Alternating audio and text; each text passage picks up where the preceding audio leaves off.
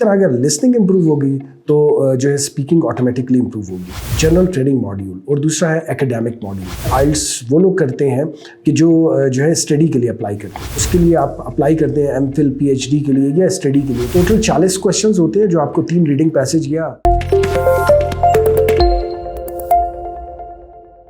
آئلٹس international English language testing system بہت ہی important exam ہے.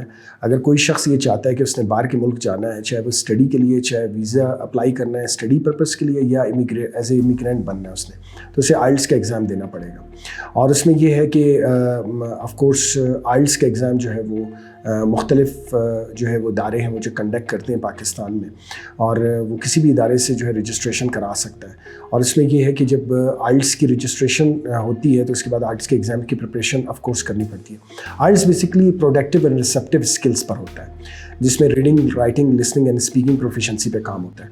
جب بھی ہم reading, writing, listening and speaking proficiency پہ کام کرتے ہیں تو اس میں جو سب سے امپورٹنٹ چیز آتی ہے وہ یہ آتی ہے کہ سب سے پہلے کہ how to improve your reading, کیونکہ ان چاروں میں جو سب سے امپورٹنٹ اسکل ہے وہ ریڈنگ کی ہے. کیونکہ اگر ریڈنگ امپروو ہوگی تو آف کورس رائٹنگ بھی امپروو ہو جائے گی. اسی طرح اگر لسننگ امپروو ہوگی تو جو ہے اسپیکنگ آٹومیٹکلی امپروو ہوگی. So receptive skill and productive skills یہ دونوں بہت زیادہ معنی رکھتے ہیں.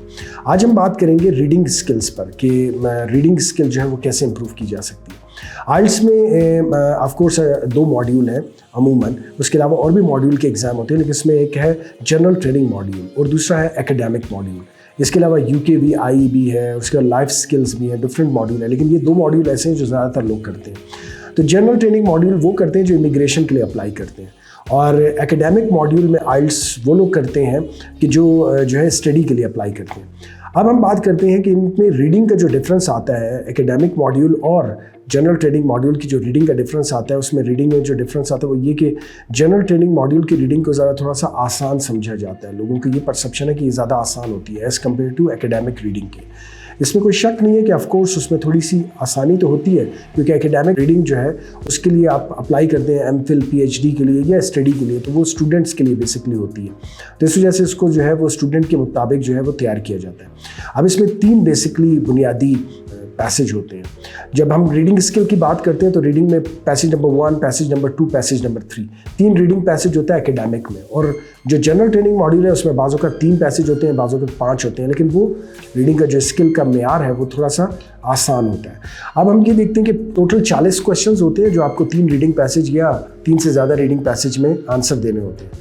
تو ریڈنگ کمپریہنشن اسٹائل کا ریڈنگ کا ٹیسٹ ہوتا ہے آئلٹس کا، اور اس میں ہوتا یہ ہے کہ آپ سب سے پہلے جو ہے پیسج پڑھتے ہیں اور اس کے بعد اس کے آنسرز دیتے ہیں. اس میں مختلف ٹیکنیکس ہیں، وہ ٹیکنیکس جو ہیں وہ ڈفرینٹ طریقے سے جو ہے وہ کی جاتی ہیں.